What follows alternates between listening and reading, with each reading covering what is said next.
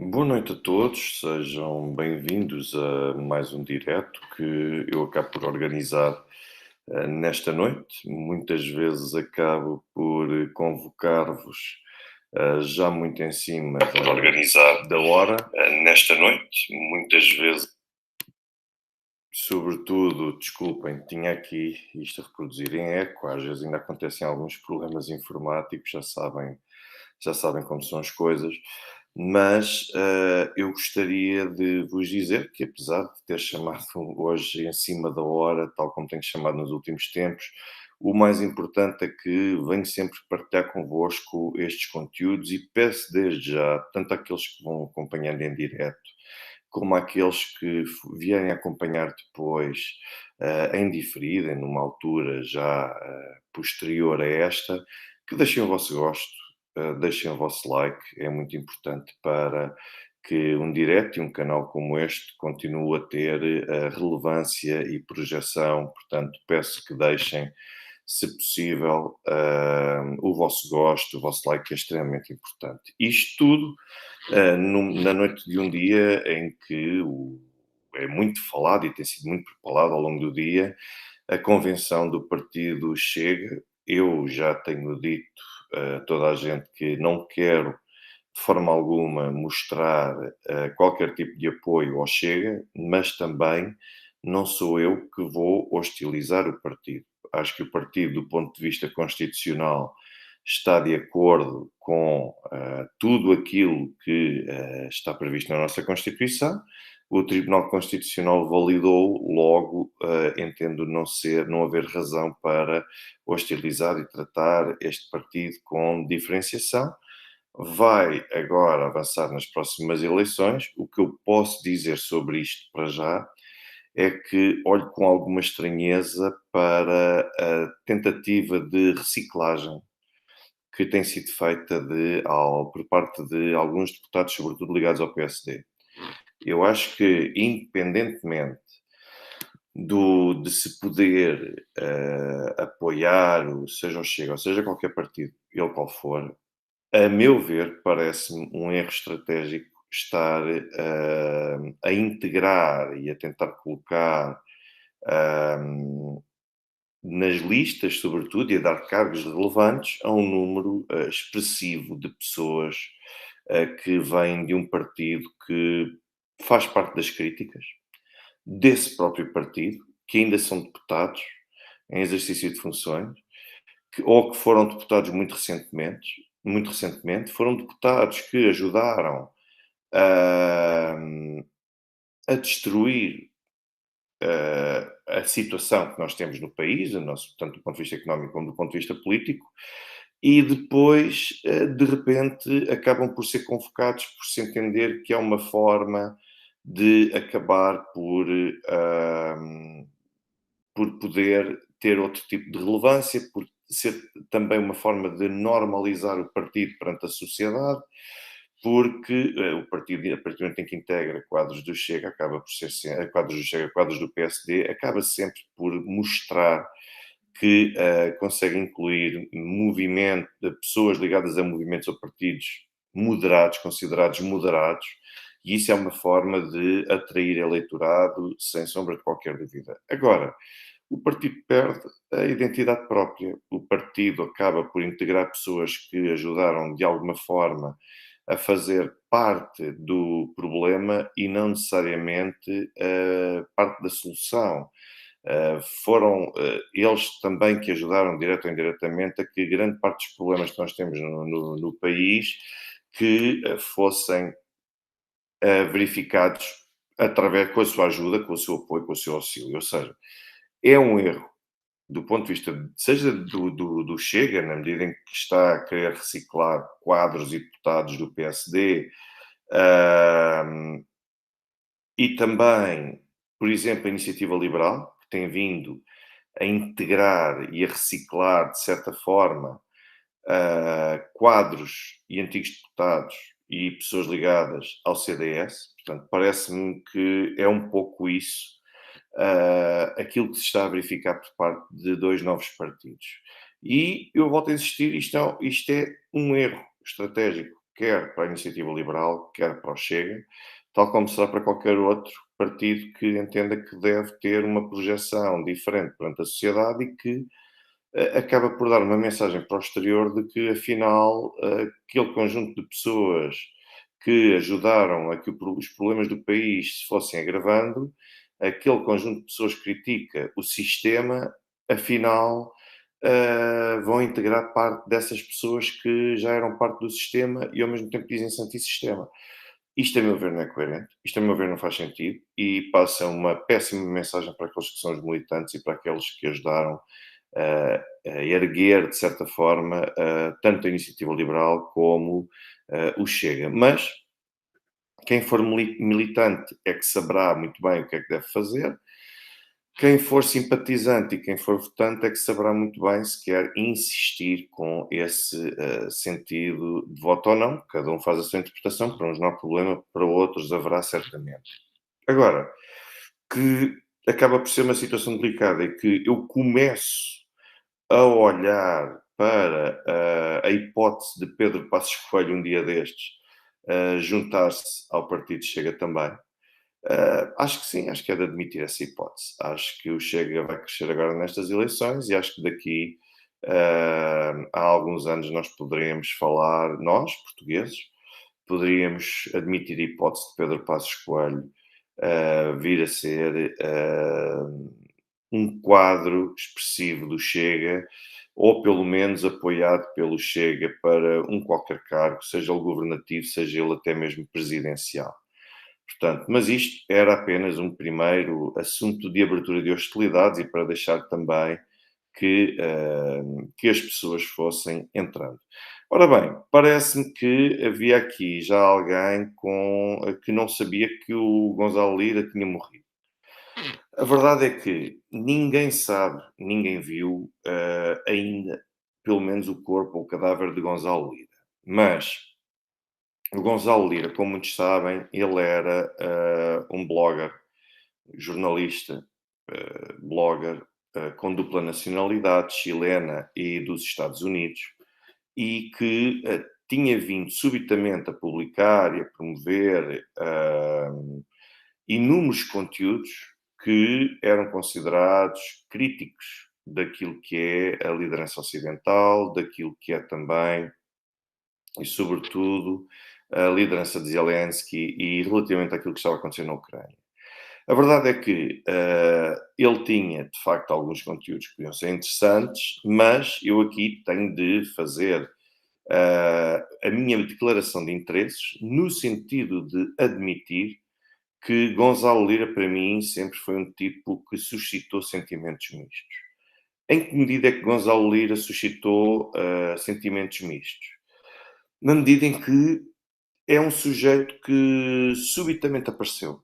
Nunca ninguém tinha ouvido falar dele antes. O Gonçalo Lira era um indivíduo que entrou rapidamente para a ribalta porque começou a declarar-se a favor da campanha russa na Ucrânia e, basicamente, o Gonçalo Lira começou a ter atenção porque era um tipo completamente desconhecido e que parecia ter conhecimento de causa. Ganhou ainda mais relevância quando, há um ano e qualquer coisa, um ano e meio, mais coisa, menos coisa, ele veio, alguém começou a comunicar nas redes sociais que o Gonçalo Lira tinha sido sequestrado, tinha sido basicamente retirado por parte, pelo menos da visibilidade pública, por parte de pessoas ligadas ao aparelho de Estado ucraniano. E isso, naturalmente, ajudou a dar-lhe uma visibilidade ainda maior do que aquela que ele tinha na altura. Subitamente apareceu, alegou ter sido torturado, voltou outra vez a ter voz, a criticar e a condenar a liderança e o governo de Volodymyr Zelensky e o aparelho de Estado ucraniano, e a verdade é que nunca consegui perceber, não sou o único, não estou sozinho nisto, mas nunca consegui perceber muito bem, afinal, o que é que aconteceu ao Gonçalo Lira. O Gonçalo Lira subitamente desaparece, certo? Podia ter sido sequestrado, pode ter sido torturado, como ele próprio alega e tudo mais, e pode ter estado preso, tudo bem. mas subitamente aparece e aparece outra vez em solo ucraniano com o mesmo tipo de conteúdos e nunca ninguém percebeu bem como é que o tal indivíduo que disse que tinha sido sequestrado e torturado tinha afinal aparecido igual a como se nada tivesse acontecido. Portanto, é extremamente complicado conseguir perceber o que é que aconteceu nessa altura com Gonçalo Lira. Como se não bastasse. Gonçalo Lira continuou a sua campanha de publicação não só de vídeos, como de outro tipo de conteúdos, e subitamente há notícia em 2023 de que ele teria sido detido e que teria sido levado para a zona de Kharkiv. Nunca mais ouvi falar dele, a verdade é essa. Aliás, ao mesmo tempo, não é bem, bom, não foi neste momento, Gonçalo Lira continua a publicar conteúdos mesmo quando foi declarado que estava detido e quando teria supostamente tentado fugir da Ucrânia, e agora a história é que Gonçalo Lira só tentou fugir e foi por ter tentado fugir que, e foi por ter tentado fugir que ele deveria ter sido, que ele acabou por ter sido detido e acabou novamente e acabou agora por morrer num centro de detenção provisória em Kharkiv. Ou seja, toda esta história é muito confusa. Aliás, o próprio Gonçalo Lira, ele em si é muito confuso, porque tem, sempre teve intervenções que me pareceram, em parte sensacionalistas, e em parte também intervenções que queriam procurar, e sim, atenção e ter a concentração de atenção de uma forma como nunca nenhum outro ocidental teria tido no acompanhamento deste conflito. E isto, a mim, pelo menos, sempre me deixou dúvidas. Por isso é que, por exemplo, eu nunca convidei o Gonçalo Lira para vir aqui ao canal, porque não vou convidar pessoas sobre as quais eu tenho dúvidas. Tenho dúvidas sobre as motivações, tenho dúvidas sobre as origens. Portanto, o Gonçalo Lira supostamente até esteve uma parte da sua vida ligado ao jogo digital. Subitamente aparece como jornalista, e um jornalista que reporta factos a partir do terreno e que é crítico. E eu nunca consegui entender bem este sujeito, Gonçalo Lira. Naturalmente, não estou aqui a dizer que sou indiferente à morte dele, mas, porque não sou, naturalmente, estamos a falar de um ser humano e deixo as minhas condolências, partindo do princípio que Gonçalo Lira faleceu mesmo, mas eu lembro-me até que o Scott Ritter até veio sugerir que o Gonçalo Lira era. Ouvi, por exemplo, o Scott Ritter a dizer que o Gonçalo Lira era um agente que trabalhava em favor dos serviços ucranianos e também dos Estados Unidos. Diz aqui o senhor Marco Pena, ouviu mesmo de si, a diferença é que o senhor está vivo.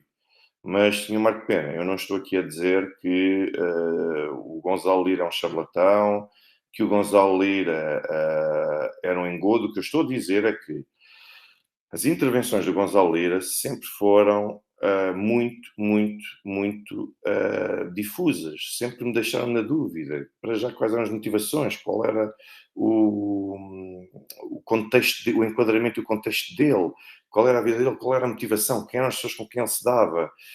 O que é que o levou para ali? E eu não estou a dizer que as suas intenções não fossem genuínas.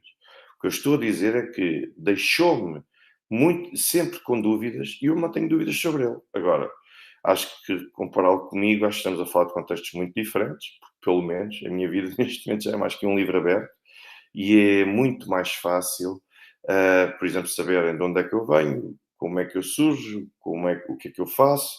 É muito mais fácil do que o Gonçalo Lira. Portanto, estamos a falar de um indivíduo que, volto a dizer, é um indivíduo que sempre levantou muitas dúvidas. Mas a verdade é que isto tem sido um caso que tem dado voz a críticas. Ontem, por exemplo, o embaixador da Rússia junto da ONU sempre veio defender ontem, por exemplo, que o Gonçalo Lira veio condenar Kiev, a forma como um jornalista americano acaba por falecer em Kiev e tudo mais.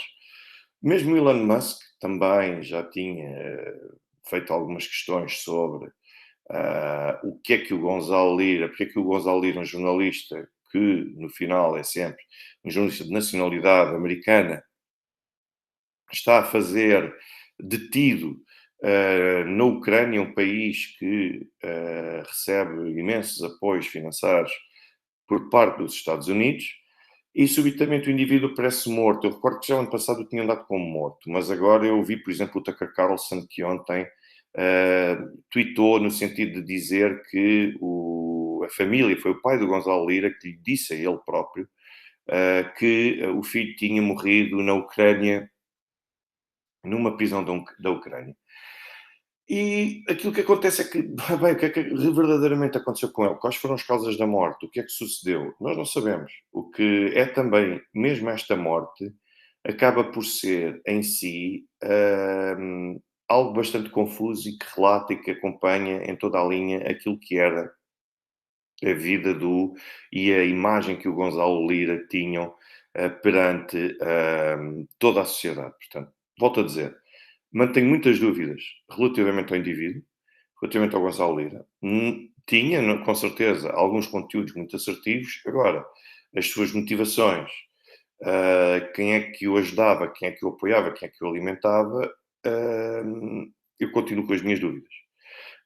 A verdade é que, apesar de ele ser alegadamente, como muitos dizem, pró-russo, é o catálogo, é rótulo fácil. O Gonçalo Lira sempre foi apelidado de ser pró-russo, e a verdade é que, mesmo na Rússia, o Gonçalo Lira só foi comentado e só lhe foi dada relevância mais neste contexto de ele ter morrido e ter sido comunicada a sua morte. Portanto, foi mais no sentido de a Ucrânia permitir, ou consentir, ou ter até provocado, porque é tudo lançado sempre com várias hipóteses, no contexto da Ucrânia, portanto, que teria sido sempre responsabilidade do aparelho de Estado ucraniano, e mais do que isso já não se sabe. Eu mantenho as minhas dúvidas, mas as minhas dúvidas sobre quem era o sujeito, mas as coisas são como são, acho que vamos continuar com esta nebulosa a pairar sobre nós. Aqui a senhora Ana Terça Pedroso diz que o pai do Gonzalo Lira foi entrevistado há dias pelo The Duran e disse que ele morreu supostamente de pneumonia. Muito bem, acabaremos por saber mais tarde ou mais cedo as motivações. Será algo que nós teremos sempre dúvidas, e as ligações também. Que tipo de pessoas é que ele teria ligações também. Portanto, vou manter apenas no ar a dúvida e pouco mais do que isso. Agora, eu gostaria de pegar na questão dos Houthi, que é muito interessante, porque os Houthi eram um grupo para o qual Israel não dava verdadeiramente atenção. A verdade é que não dava verdadeiramente atenção, porque os Houthi nunca tiveram como alvos que não tivessem países, governos ou particulares que não tivessem qualquer tipo de ligação aos acontecimentos no Iémen. Ou seja, os alvos estrangeiros dos Houthi eram, isso sim, países como a Arábia Saudita, os Emirados Árabes Unidos, porque tinham uma intervenção direta no conflito do Iémen. Israel desvalorizou sempre, porque nunca olhou para os Houthi como uma ameaça, e não eram, mas a verdade é que, para todos aqueles que perguntam, os Houthi, na verdade, eles são seguidores do movimento que também é chamado de Ansarullah, ou seja, significa isto traduzido os apoiantes de Deus, ou Ansar Allah, que foi um movimento que foi fundado pelo Said Hussein Badruddin al-Houthi no início da década de 90, e na província de Saada, no norte do Iémen. Este movimento é, sobretudo, de matriz xiita. Estamos a falar de um movimento xiita que teve origem na comunidade Zaidi. Estamos a falar de uma comunidade que não surgiu propriamente num mesmo contexto em qualquer outro grupo, como um grupo criminoso, rebelde, terrorista, o que quiserem. Estamos a falar da comunidade Zaidi, que tem uma história milenar, e é muito importante perceber que os Houthi são xiitas, mas são uma corrente minoritária dentro do xiismo. Xiitas, que, regra geral, são também no Islão uma corrente minoritária. Ou seja, isto é quase a mesma coisa que nós estarmos a falar no mundo cristão entre católicos e protestantes. Nós sabemos que temos uma parcela significativa de católicos, as quais poderíamos desde já equiparar aos sunitas. Depois temos os protestantes, e dentro dos protestantes, que seriam, para efeitos deste exemplo, os xiitas, nós temos todo o tipo de protestantes, temos os protestantes, por exemplo, mais maioritários, e olhem para os Houthi como se fossem uma linha protestante minoritária. Portanto, fazendo a comparação e ao mesmo tempo não fazendo, sim, os sunitas, o universo sunita é claramente o predominante no Islão, Sr. Carlos Sousa de Saint-Tropez, para quem eu deixo desde já o meu forte e sentido abraço. Os sunitas são os maioritários, são quem de facto representa a maioria do mundo islâmico e do universo islâmico. Os xiitas são minoritários. Da mesma forma que esta mesma comunidade de onde resultam e de onde emergem os Houthi, a comunidade Zaidi, é uma minoria dentro do xiismo. O que é que tem em comum com o Irão? Portanto, sendo que o Irão representa a corrente xiita maioritária e os Houthi, a comunidade Zaidi, é muito complicado e eu atrevo mesmo a dizer que quando muita gente apelida os Houthi de filial do Irão, ao movimento patrocinado e amando do Irão, proxy, que é muitas vezes o que chamam aos Houthi, eu acho que esse é um rótulo precipitado e que é extremamente desonesto. Porque uma coisa é duas entidades distintas terem algo em comum. Uma é um Estado e outra é um grupo, é um movimento xiita. Mas os Houthi não são da mesma linha, não são ideológica do poder político predominante no Irão e da população iraniana. Portanto, estamos a falar de contextos diferentes. Isto era quase a mesma coisa que a Igreja da Assembleia de Deus e a Igreja Maná e a Igreja Batista, que pertencem todas a uma ala, poderem ter, por exemplo, os testemunhas de Jeová, que também são cristãos e que também estão ligados, de certa forma, a um protestantismo, mas é um protestantismo diferente e que se distingue dos demais. Portanto, fazendo uma comparação, nós poderíamos fazer uma comparação assim muito mal feita, mas naturalmente, por causa com as devidas distâncias, seria este o tipo de comparação. E uma coisa é apoiar financeiramente, apoiar com armamento, outra coisa é ter alguém a agir e a atuar a mando de. E eu parece-me que, nessa perspectiva, os Houthi ainda são autónomos, ainda são independentes e são atores de conveniência para a política externa do Irão. Parece-me que é mais isto que nós temos presente no Irão do que propriamente um grupo criado, fundado e totalmente refém e dependente do Irão. Não parece que seja isso que existe num caso desta natureza. O que naturalmente não se nega é a influência que o Irão possa ter, já que financia, apoia militarmente e providencia um conjunto de outras vantagens e virtudes para a milícia Houthi. Mas pronto, era só para vocês conseguirem comparar, que o Sr. Emílio, por exemplo, bem diz, nem dá para comparar, é verdade, não dá para comparar, mas é para poderem perceber o que é que está aqui em causa. Sr. João Carlos Abreu Ribeiro, uma boa noite para o senhor também e um bom ano, naturalmente, para si, para todos e que desejo desde já para todos. Portanto, isto é apenas uma forma para vocês compreenderem o que é que está aqui em causa.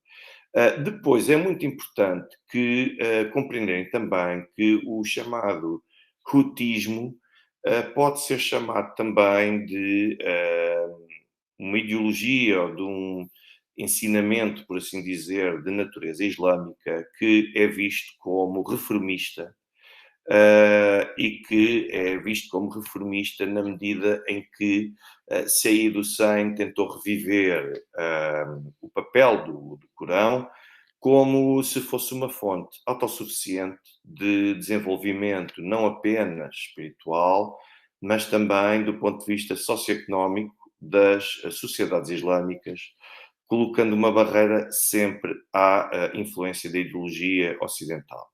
O que é que o Irão continua a ter em comum com os Houthi? Bom, se vocês forem ver a bandeira dos Houthi, que é uma bandeira que evidencia um conjunto de slogans, desde logo vocês veem morte a Israel, morte aos Estados Unidos, e depois qualquer coisa como morte aos judeus, o Islão vencerá. É uma coisa assim do género que eles acabam por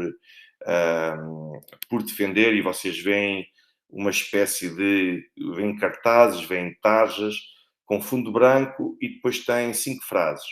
A primeira e a última escritas a vermelho e as 3 do meio escritas a verde. Portanto, é isso basicamente que significam estas frases que os Houthi tanto apregoam e tanto promovem. Ora bem, a verdade é que os Houthi, um dos inimigos assumidamente e declarado dos Houthi, é aquilo que eles dizem ser a influência dos sunitas e dos salafitas. Quem está ligado ao salafismo é a Al-Qaeda e o Estado Islâmico, por exemplo. E até mesmo a proteção do seu país, que é o Iémen, de qualquer tipo de agressão externa. Estes ataques que nós temos visto por parte da Grã-Bretanha e também, ou do Reino Unido e também dos Estados Unidos, às posições Houthi no Iémen, não é uma novidade. Nós poderemos até considerar que estamos a falar, ou que estamos basicamente a tentar identificar aquilo que é o terceiro ataque militar que Reino Unido e Estados Unidos fazem ao movimento. A primeira vez que Reino Unido e Estados Unidos fizeram contraposições Houthi no Iémen teve lugar em 2004 e decorreu da decisão do então presidente do Iémen, Ali Abdullah Saleh. A guerra durou cerca de 6 anos, terminou em 2010 com uma catástrofe humanitária que acabou por afetar e por envolver praticamente toda a região norte do Iémen. E em 2013, o presidente interino Abderrabou Mansur Hadi, ele que substitui Saleh, pediu, na sequência até da Primavera Árabe, ele pediu desculpas formalmente aos Houthi por aquilo que ele considerou ser o sangue injusto derramado. E depois, podemos também dizer que, ainda no outono de 2014, já com a participação das Nações Unidas, surgiu um acordo de paz entre os Houthi e as autoridades do país. O governo acabou por ser demitido e o Khaled Mahfouz Bahar tornou-se o novo chefe do gabinete com a aprovação, o chefe do governo com a aprovação do grupo. No entanto, a verdade é que os Houthi continuaram a combater e mesmo em novembro de 2014, o Conselho de Segurança da ONU acabou por impor sanções contra os líderes da ala militar do grupo Ansar Allah. Já desde o início de 2015 e após a captura da capital iemenita, que é Sanaa, e a criação do chamado Conselho Revolucionário, a verdade é que o movimento Ansarullah tem sido a organização dominante, de facto, no Iémen. Uma segunda operação, também militar, contra os Houthi, foi anunciada já pela Arábia Saudita em março de 2015, como todos vocês bem se recordam. Tornou-se, diria eu, o ponto de partida daquilo que é o atual conflito militar no Iémen, e isto com a participação da coligação árabe, que também acabava por incluir os Emirados Árabes Unidos. Daí que Arábia Saudita e Emirados Árabes Unidos tenham sido foco de ataques por parte dos Houthi, incluindo através com o recurso a drones, que tem revelado bastante eficácia. São muitos ataques de drone em si, com um modus operandi muito semelhante àquele, por exemplo, que está a ser utilizado no conflito entre Rússia e Ucrânia. Depois, na primavera de 2022, esta guerra assimétrica, de certa forma, acabou por entrar naquilo que nós podemos chamar de fase de congelamento de não há guerra, mas também ao mesmo tempo não há paz. Já depois, naturalmente, a Arábia Saudita, eu acho que nós podemos retirar essa conclusão, que a Arábia Saudita perdeu o confronto contra os Houthi, e reconheceu isso mesmo, na medida em que tentou sempre procurar a mediação já no ano passado, tem vindo a procurar a mediação, de modo a poder encontrar formas alternativas que permitam resolver a crise sem recurso a combates contra o movimento Houthi. Portanto, iniciaram as conversações entre os movimentos, mas entre os Houthi e também a Arábia Saudita, mas a verdade é que ninguém consegue chegar a uma conclusão, e os Houthi neste momento, eu atrevo-me a dizer, são um movimento que continua com uma postura vencedora e continua a capitalizar a sua presença no Iémen, porque estão a ter aquilo que querem. Estes ataques conduzidos pelo Reino Unido e pelos Estados Unidos contra os Houthi só acabam por dar razão aos Houthi, que acabam por conseguir atrair estas duas grandes potências, arrastá-las para um conflito com os próprios Houthi, o que, do ponto de vista de um grupo que é relativamente desconhecido das sociedades ocidentais, um pouco por todo o mundo, toda a gente sabe que são os Houthi que estão no Iémen, mas quem são os Houthi em concreto? O que é que eles querem? O que é que eles reivindicam? Há pessoas que até ainda há dias me estão a perguntar, mas os Houthi estão no governo, eles não são um movimento rebelde que está no governo, ou seja, há aqui todo o mistério que é bastante denso em torno dos Houthi.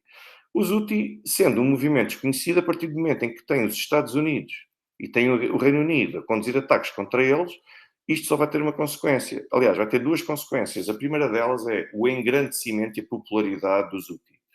Os Houthi estão a assumir-se como apoiantes e justiceiros da causa palestiniana, estão a dar a vida pela causa palestiniana, daí que tivessem desencadeado recentemente um ataque contra a marinha mercante que passe ou que tente atravessar o Mar Vermelho.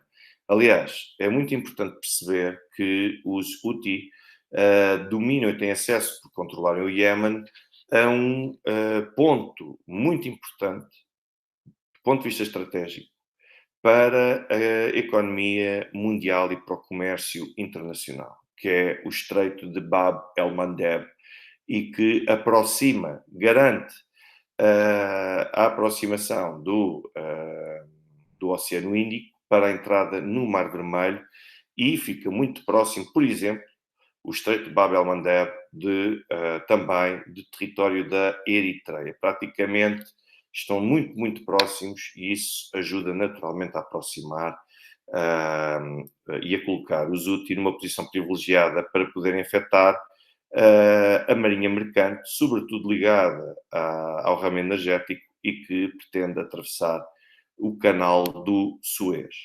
Sr. Carlos Sousa Santo-Ropê, muito obrigado pelo seu contributo, também pela sua opinião. Aquilo que me pergunta é, vistas as diferentes caramuças no mundo, acha que poderá haver uma terceira guerra mundial? E obrigado pelo seu conhecimento. Muito obrigado. Ora bem, se eu acho que poderá haver uma terceira guerra mundial, eu acho que as coisas se começam aos poucos a reunir e a evoluir nesse sentido. Mas ainda continua a haver muito pouca vontade a nível mundial de se querer travar uma guerra. E isto implica todo o tipo de atores. O Irão não tem qualquer interesse em ser arrastado para uma guerra, para um conflito. A Rússia não tem qualquer interesse em ser arrastada para um conflito a nível mundial. Os Estados Unidos não têm também um interesse em travar uma guerra juntamente com os países NATO, que não se sabe qual será o desfecho que vai ter. Portanto, uma coisa é os governantes dos Estados Unidos virem para as televisões e para as redes sociais assumir que ninguém pode votar a NATO, nós somos os mais poderosos, ninguém nunca conseguiu derrubar-nos. Isto é uma coisa. Isto é para o consumidor típico que está no exterior. Outra coisa completamente diferente é aquilo que é na realidade. E eu não tenho a menor dúvida que... Porque é que acham que os Estados Unidos foram combater posições Houthi? E foram tentar atacar posições Houthi? Bom, desde logo porque sentiram que tinham muito mais capacidade e que era muito mais... E que os riscos que acabavam por ter na condução de uma operação desta natureza eram manifestamente inferiores face aos potenciais ganhos que poderiam ter, porque sentem que existe aqui uma discrepância e um desequilíbrio de capacidades entre os Estados Unidos e o Reino Unido e os Houthi, independentemente de receberem equipamento e apoio por parte do Irão. Agora, nós olhamos para os Estados Unidos e para o Reino Unido, a Ucrânia é gerida com pinças. Mesmo a China e esta questão do Taiwan, com estes resultados eleitorais que deram a vitória, se bem se lembram, na altura, por altura do final do ano, eu já tinha dito que aqui o mais provável era vencer o candidato renegado e anti-China, mas que ao mesmo tempo acharia pouco provável que candidato que saiu vencedor e confirmou-se que de facto era ele e acabou por ser ele o vencedor, que possa vir a desafiar a China de uma forma mais agressiva. Porque também aqui, quanto à questão do Taiwan, os Estados Unidos são comedidos. Se os Estados Unidos sentissem que tinham todas as probabilidades de, pelo menos, não ter baixas, não perder, não entrar num conflito que não sabem quando e como é que terminará, eu acredito piamente que esta hora já teríamos os Estados Unidos no Taiwan a garantir a proteção e a alegada soberania do próprio Taiwan. Portanto, não fazem porque sabem que isto é um conflito que tem duração absolutamente imprevisível. E eu acho que quando nós começamos a ver Israel com a faixa com a Palestina, quando nós começamos a ver os ataques israelitas, a Síria, Líbano, e depois vemos também ataques da Turquia à Síria e ao Iraque, vemos os Houthi em guerra aberta com Estados Unidos, Reino Unido, Arábia Saudita e também Emirados Árabes Unidos. Quer dizer, isto vai ser catastrófico para toda a gente e gravem isto que eu vos estou aqui a dizer. Isto vai ser catastrófico para toda a gente se alguém se sentir tentado a empurrar o Irão para um conflito desta natureza. A Rússia, de momento, tem todo o interesse em ficar quieta. Naturalmente não apoia os Estados Unidos, não apoia o Reino Unido, mas também coíbe-se na forma como se expressa a favor ou contra o movimento e a liderança Houthi. Mas há aqui dois cenários que, se forem verificados, que podem representar grandes problemas para o mundo como um todo. Ou seja, se o Irão for diretamente arrastado para um conflito militar, se alguém ousar atrair e arrastar o Irão para um conflito militar nesta região, desde logo, do ponto de vista económico, eu assinalo que as tensões entre os Estados Unidos, barra também Israel e o Irão, têm vindo a aumentar. E se nós tivermos em consideração ainda que anteontem a Marinha iraniana apreendeu um petroleiro americano nas águas do Golfo de Omã, e basicamente era um petroleiro que já tinha sido apreendido pelos Estados Unidos, e agora o Irão apreendeu esse petroleiro que era considerado pelos Estados Unidos como sendo seu. Aquilo que nós vemos é que temos cada vez mais atores que têm vindo a juntar-se ao conflito no Médio Oriente e vindo a alargar e alastrar esse conflito. Portanto, nós falámos desta situação, portanto, desde Israel com a Palestina. Nós vemos também os tais ataques contra o Líbano, onde está presente o Hezbollah. Agora os Houthi e o Iémen acabam também por se ir envolvidos e o Irão apoia abertamente o Hezbollah, os Houthi e o Iémen também acaba por estar aqui envolvido num conflito mais amplo. Portanto, o Irão, basicamente, ele está aparentemente a limitar-se à assistência financeira e ao fornecimento de armas aos Houthi. Mas aquilo que nós poderemos questionar é o que é que acontecerá se começarem novos confrontos entre a marinha iraniana e também os navios de guerra americanos e se seguirem depois ataques ao Irão. Esta é a pergunta que nós devemos esforçar-nos para encontrar uma resposta com a máxima urgência, porque se isto se verificar, isso vai levar, desde logo, à cessação das exportações de petróleo do Irão, o que significa que nós estamos a falar cerca de perto de 1 milhão de barris de petróleo saem por dia do mercado, que é a impossibilidade de o Irão os poder colocar no mercado. Portanto, é de certa forma difícil dizer e poder aqui estabelecer, em termos matemáticos, o número que o Irão exporta. Mas, em 2024, era estimado que o Irão já viesse, ou que venha a atingir, a fasquia de 1 milhão de barris por dia. E, se acontecer algo deste género, o barril acabará por subir acima dos $100. Vamos lá ver uma coisa. Porquê é que isto é perigoso? Toda a gente pensa, bom, para a Arábia Saudita, para a Rússia, isto deve ser bom, porque o barril de petróleo sobe. Bom, mas há um ponto que não é possível ainda definir com exatidão, em que mesmo que o barril suba de forma exponencial, isso acabará por ser catastrófico para os exportadores de petróleo, porque não terão ninguém com capacidade para poder comprar e para poder pagar o petróleo ao preço pornográfico que vier a atingir no mercado.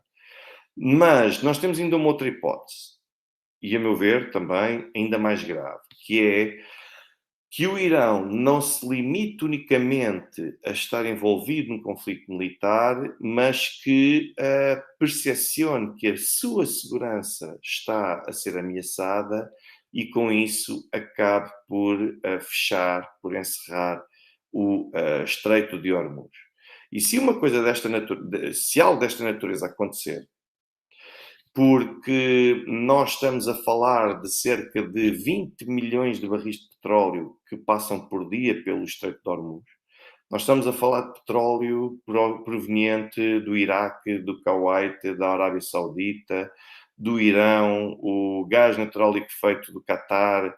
E se todos estes cerca de 20 milhões de barris por dia, bem como o gás natural liquefeito do Catar, tiverem que parar subitamente durante nem que seja algumas semanas, é provável que o preço do petróleo possa atingir valores entre os 150 ou mesmo os $200 por barril.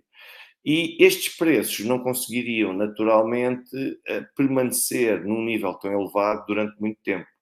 Portanto, começariam a diminuir devido à queda acentuada do consumo e à aquilo que podemos chamar de desglobalização. E a verdade é que os preços entre os 150 e os $200 por barril fazem com que não seja rentável transportar o que quer que seja a nível petrolífero.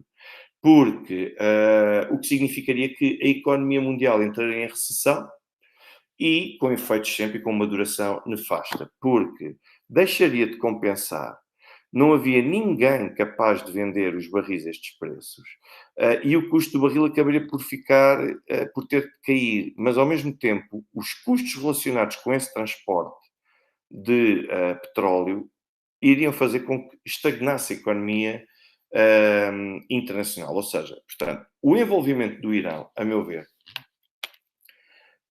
o envolvimento do Irão num conflito desta natureza é que pode ser prejudicial e pode significar o início dessa a Terceira Guerra Mundial, porque seria uma guerra entre Estados Unidos e Irão. Depois, rapidamente, os aliados acabariam por aderir. Claro que Israel esfrega as mãos também por poder atacar o Irão, mas se acontecer uma coisa dessas, portanto, aquilo que nós devemos estar a torcer, acima de tudo, é para que não venhamos a envolver e fazer mergulhar neste conflito o Irão, porque isso será extremamente prejudicial, será catastrófico, tanto para a economia mundial, com efeitos absolutamente imprevisíveis, como também no plano e na esfera geopolítica. Até lá, aquilo que eu vos posso dizer é que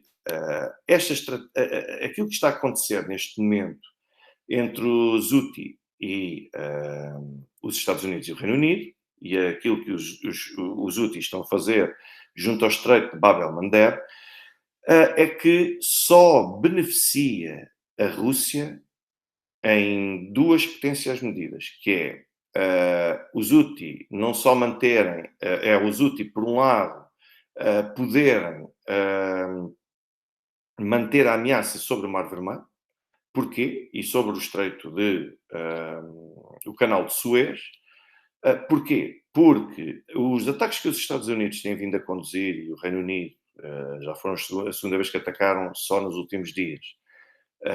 Posições úteis são completamente estéreis.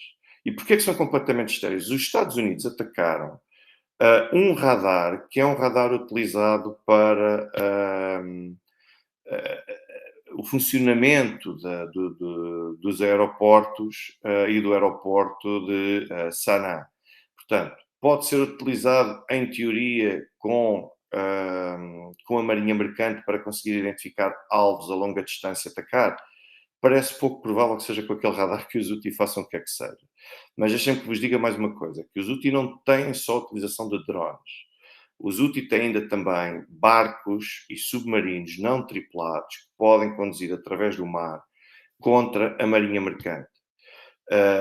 Os Houthi têm também potencial para conseguir plantar minas em alto mar, com as quais, o que tornaria basicamente a navegação pelo acesso ao Mar Vermelho, Estreito de Al-Mandeb, Mar Vermelho, e depois Canal Suez, praticamente intransitável.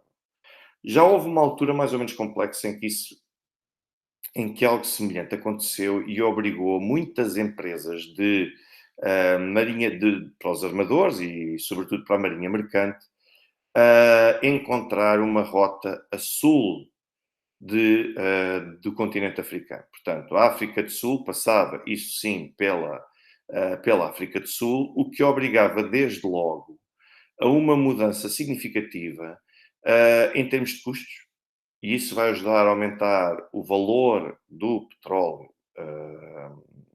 utilizado no comércio tradicional.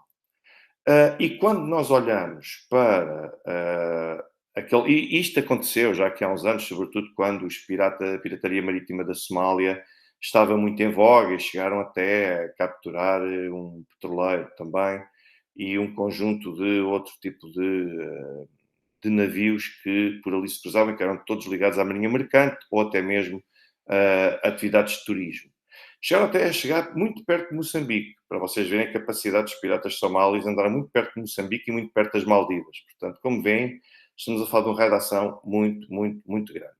Mas o que acontece aqui, basicamente, é que se mudaram, se os Estados Unidos forçarem os seus armadores a navegarem por outra via que não o canal de Suez, ou se eles ficarem, de certa forma, assustados com a potencial escalada do próprio conflito, então é de esperar um fluxo significativo de navios petroleiros e outros produtos petrolíferos a circular pela África do Sul.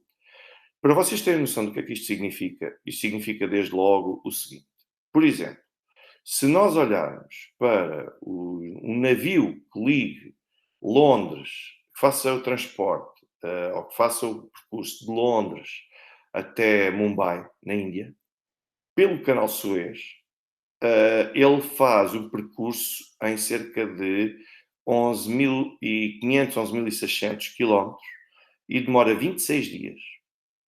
A passagem pelo continente africano vai quase duplicar a distância para 20.000 quilómetros e falamos ainda de 44 dias em alto mar. Falamos de mais 18 dias. Ou seja, se os Houthi continuarem a constituir uma ameaça para a Marinha Mercante e os Estados Unidos se virem obrigados a tomar medidas no sentido de instruírem essa mudança de rota, essa nova logística vai custar praticamente o dobro aos armadores.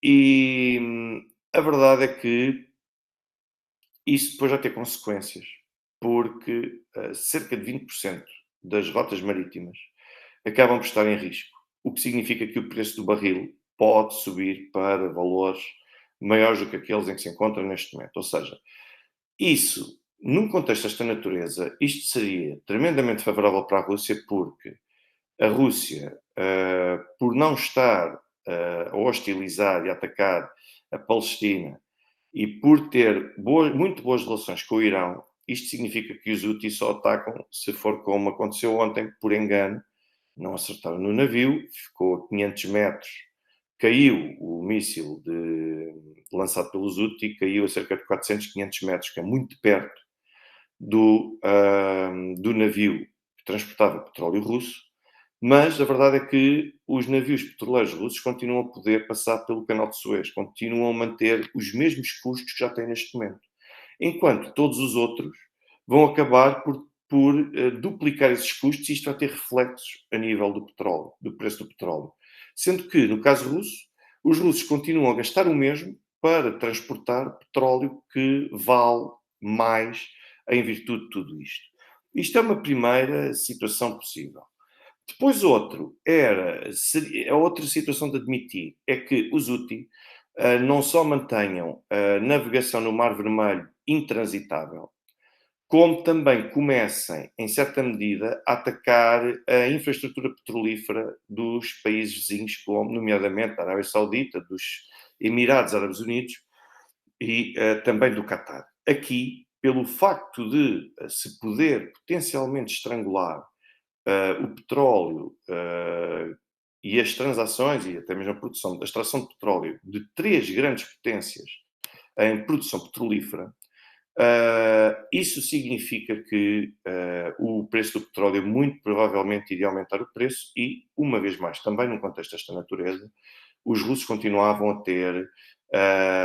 a ser favorecidos na medida em que o preço do petróleo aumentaria significativamente, mas os custos manter-se-iam para continuar a fazer os mesmos trajetos que já fazem neste momento os russos. Portanto, isto é para vocês perceberem que neste momento os Houthi têm tudo a ganhar e não têm praticamente nada a perder. Os Houthi são um movimento que está no Iémen, um movimento muito pouco conhecido da generalidade da comunidade internacional. Ah,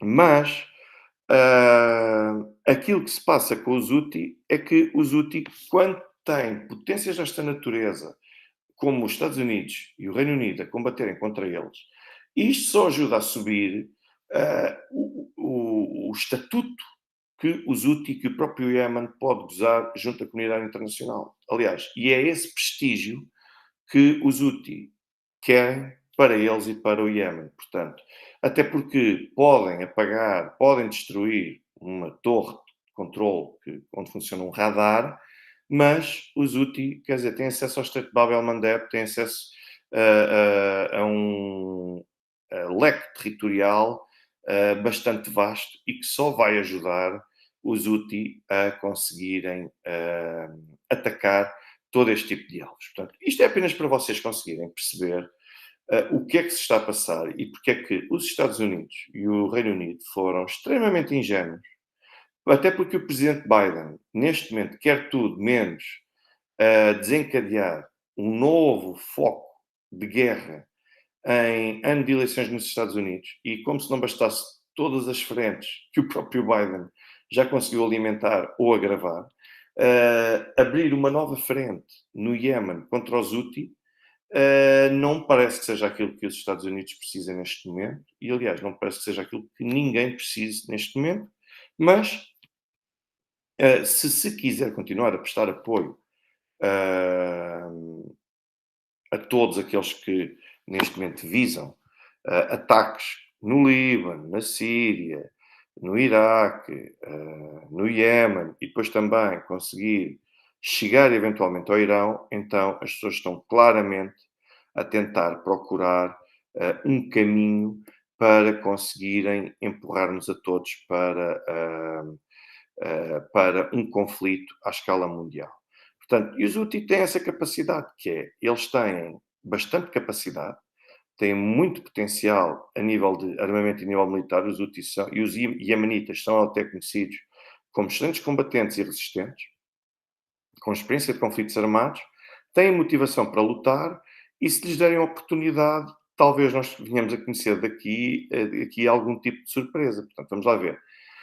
Os Houthis já conseguiram conduzir um ataque com drones a Abu Dhabi.